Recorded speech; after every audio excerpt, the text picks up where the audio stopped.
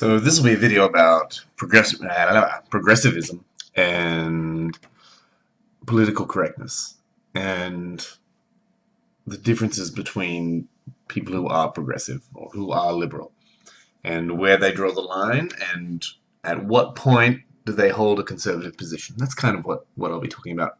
I was kind of inspired by a debate I had with a friend of mine, a very good friend of mine, very liberal, very progressive, and we got onto the topic of political correctness, at which point uh, he was quite opposed to even the idea of political correctness, and he believes that political correctness has gone too far, and that it's not, the things that political correctness push against are not harmful, and it's contributing to the rise of fascism or Trumpism or uh, the far right. So I guess I wanted to talk about what I considered political correctness, and I'll tie it in with progressivism and conservatism. So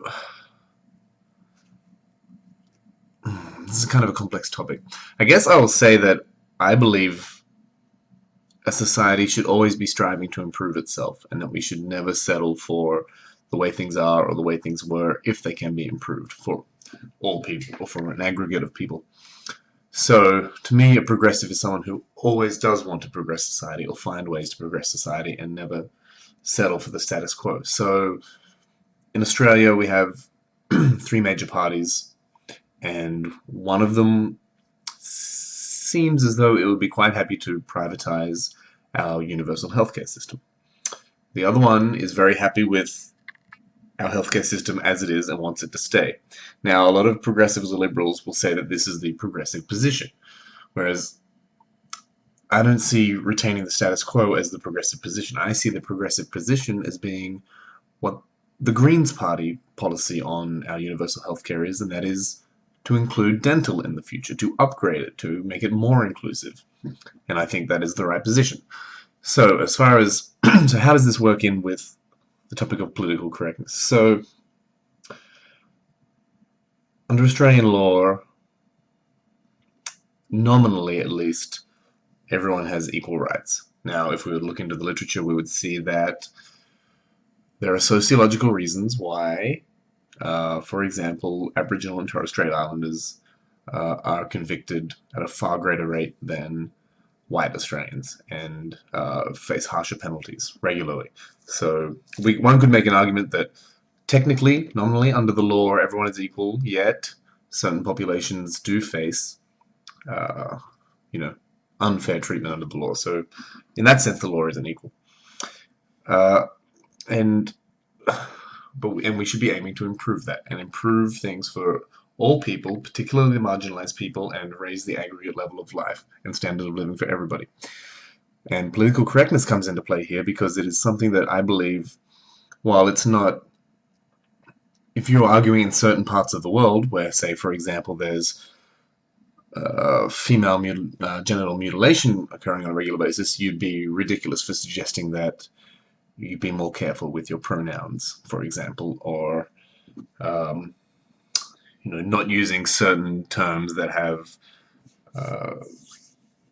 hidden misogynistic or marginalizing etymologies behind them. So that would be ridiculous. But in a society where we're trying to improve, make everything equal at all levels, I believe political correctness is something that we should strive for. I don't think we should be militaristic about it, and we shouldn't ostracize people who grew up in an environment where saying certain words or having a certain type of sense of humor, a certain idiom, certain speech patterns is just normal, and they don't mean anything, or they just mean things, in a fun way. But those of us who do want to improve the idiom, they should stand up for that, but not in a militaristic way, not in a way that humiliates the person necessarily for speaking in a certain way, unless it is bad. So I guess my point is that this person that I was speaking to, who is progressive on most issues, this is the point where he reaches conservative, or has a conservative position, in that he wanted to advance Australia in so many ways, but as far as making our idiom more equal and promoting equal opportunity for people on a very fundamental, much more nuanced, much more subtle level, he disagrees because he wants the Australian idiom, the Australian parlance, to continue as it is. Uh, so that's where we disagree. And it got onto a topic of, so I guess his definition of political correctness is expanded as well. So it got onto a topic of quotas and the idea that marginalized groups or non-white people, non-male people, women, uh, should be employed in certain industries legally, at a certain percentage of employment rates.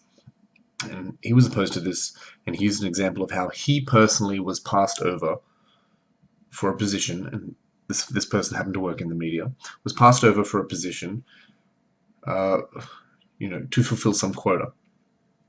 Now, this is, if you deconstruct it, a classic conservative position, in that he is looking at him losing a personal immediate benefit because of some law. Okay? So would this remind anyone, would this remind you of somebody saying, I don't want to pay higher taxes because I shouldn't have to pay for poor people who don't have a job, or drug addicts, or minorities who refuse to work, or who just commit crimes or something like that? Or why do I have to be punished to raise the standard of living for the people at the bottom? And this is identical to what he's saying. Why should I miss out on this job promotion, uh, you know, under the auspice of equality? And especially, I think, of all the industries, especially the media, this person's on television. So, especially in the media, is where we should be promoting the marginalized groups and the ethnic minorities and women and uh, anyone who is underrepresented, because that is how you promote equality from the bottom, from the grassroots, when everyone from a certain age, let's say, well, yeah, so where when growing up, somebody can see somebody of their own race on television. It's obviously inspiring to them, but it also normalizes the idea of that person being on television to the status quo, to the majority, to the white, straight, cisgendered male, right? So if I was to see more Muslims, for example, on television, it's going to normalize the idea of Muslims on television for me. And it's going to de-otherize, it's going to promote this idea of normalization and equality amongst all aspects of society, which will ultimately be better for everyone. So that's how I see it, and I think it's not directly related to political correctness, but they're both it's running parallel, and I both have they're both very similar points. So ideally, we wouldn't have a world where quotas were required, because the whole paradigm would be shifted from we need to find someone to fill this job to we need to find someone to fill this job whom reflects the ethnic diversity of Australia, or of this demographic or something. It should just be, and also as well.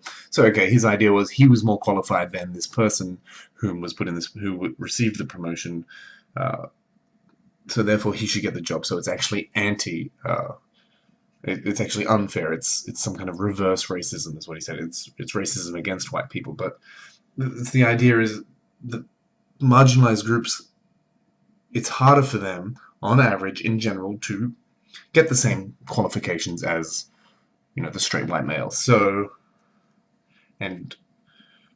of course, if there weren't these laws, then it's going to perpetually create the cycle where only the white people can get the good jobs and make the money and have all the wealth and own the land and etc. Make all the rules and have all the power, etc., etc. That's why we need to promote equality, and it's unfortunate that he personally suffered in the short term, whereas society as a whole and everybody will benefit from it in the long term, and eventually we wouldn't need quotas, for example. So that's how I see political correctness and quotas and progressivism in Australia. Thank you.